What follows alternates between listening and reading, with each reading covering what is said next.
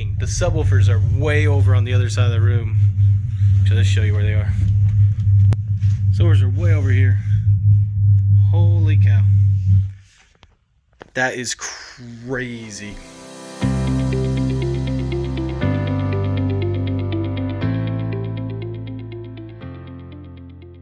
I love bass, and I don't just mean any bass. I mean that deep, deep, low bass. You know, that bass that's so low your whole house starts shaking. You think you might actually be in an earthquake. That style bass. Unfortunately, that bass lies 20 hertz and sometimes even below that. And to find a commercial style subwoofer that does that, it's pretty hard to do unless you spend a lot of money. And even DIY subs, unless you get like a really big sub, it can be really hard to get a flat response down to about 20 hertz. But today, I think I figured out a way to do it for right around $80. I'm going to show you that right now. So this build started just like any other build, me sitting at my computer thinking, can I do it better? Or can I do it cheaper? Man, sub 20 hertz bass is so expensive. Surely I can do it cheaper than that. And that's when I found it. The GRS-10SW4. Now I was looking all around and I knew that something like the Ultimax 18 could easily fit my goals, but it's a little out of the price range that I wanted to keep this under. I wanted to keep this under $100 for the subwoofer. And that's why we chose the GRS-10SW4. After all, just one of those subwoofers is right around $20. And when I modeled it, it was giving me an F3 of 22 hertz. I didn't quite believe it, so I ordered one in, got it in, tested it, broke it in, and sure enough, my results actually mirrored that and gave me a little bit better response as well. Now when we're talking about response down to 22 hertz, what we're talking about is the F3. So basically the point at which it's 3 decibels from its median down. And that's where we want to try to get that close to 20 hertz as possible. At 22 hertz, this fits the bill. Now for this build, I decided not to use one GRS SW4. I decided to use 4 of them. So you're probably wondering, why didn't I just use one subwoofer? It's a good question, and actually a pretty good reason why. One subwoofer, when you model this, needs 6 cubic feet to hit 22 hertz. Now you might not understand exactly how big that is, but it's big. I mean, an 18-inch subwoofer sealed uses about 4 cubic feet. So one 10-inch subwoofer ported using 6, I don't know. There's a trick to this though, and if you're not familiar, it's called isobaric loading.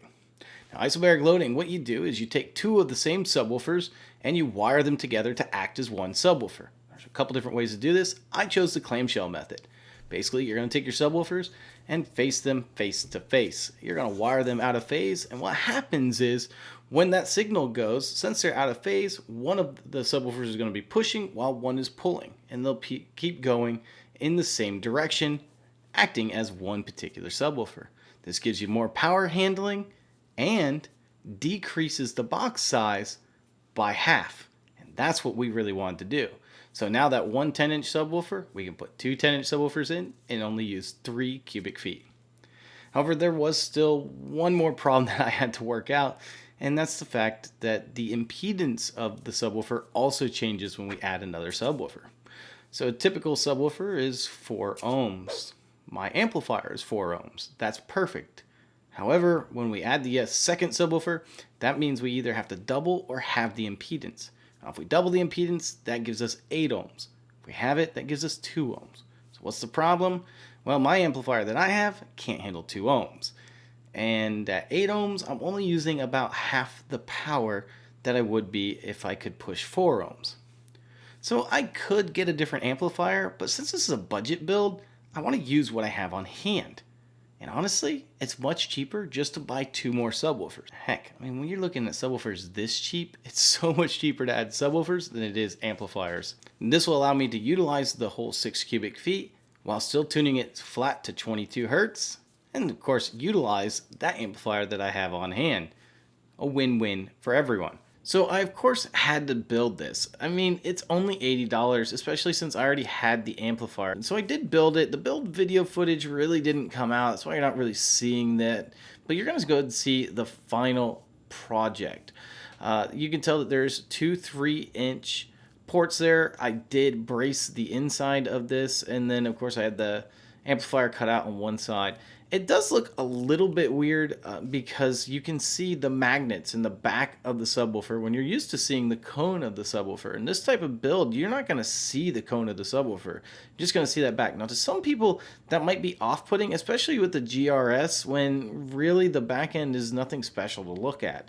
So what I would tell you, if that's the case, if you're really about the looks of this, what I would do is go ahead and throw some feet on this thing right where the baskets are, or at least on the side that the baskets are on. About 6 inches should do. And when you do that, you can put a top right on top, like an oak top or something of that nature. And believe it or not, this would be perfect end table height. You could stick it right next to your couch. No one would ever be the wiser knowing that it's a subwoofer. Unless, of course, you turn the bass on. Speaking of bass, let's go ahead and show you some of these woofers flexing. Now, what you're going to notice here is I put my camera on a 50mm lens, so I was pretty far back. But as soon as that bass hit, it shook the entire tripod, and that's why you see the video go a little crazy here.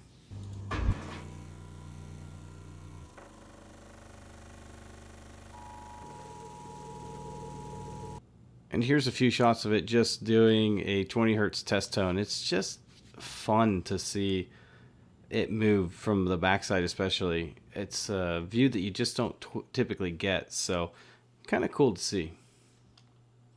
Now I wanted to compare this at the end to what would be considered its competition. I wouldn't necessarily consider it its competition, but I'm going to compare it to the Ultimax 18. Granted, the Ultimax 18 is a better subwoofer through and through, but it is also over 3 times the price.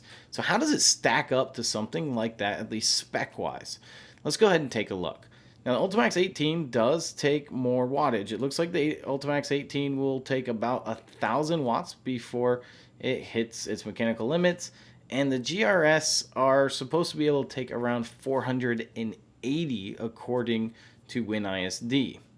Now, keep in mind that there is a sensitivity difference between the subs, so let's take a look at their SPL at those particular wattages. If we take a look at the SPL, we do notice that the GRS actually does a really good job. The GRS is what, at 112 decibels? That's using 480 watts. It's really good.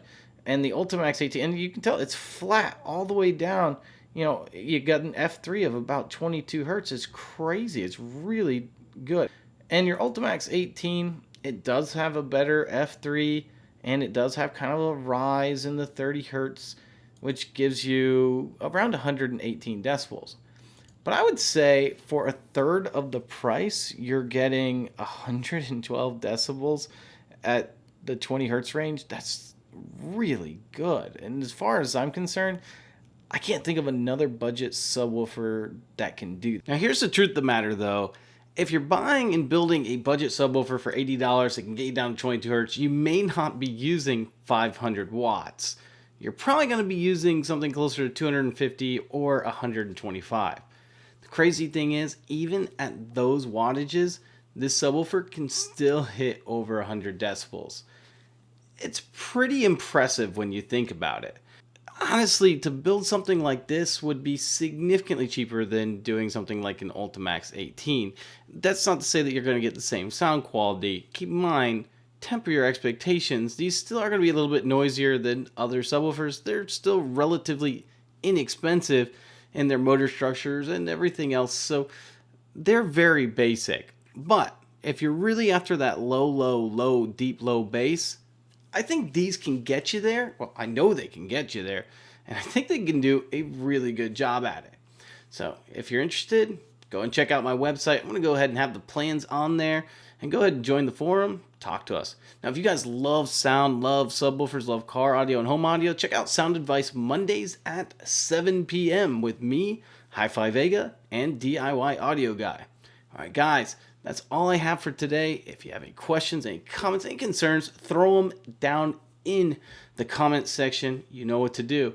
Now, if you did enjoy this video, make sure to hit that subscribe button. It may not mean a lot to you, but it does mean the world to me. So go ahead and give it a thumbs up and ring that bell.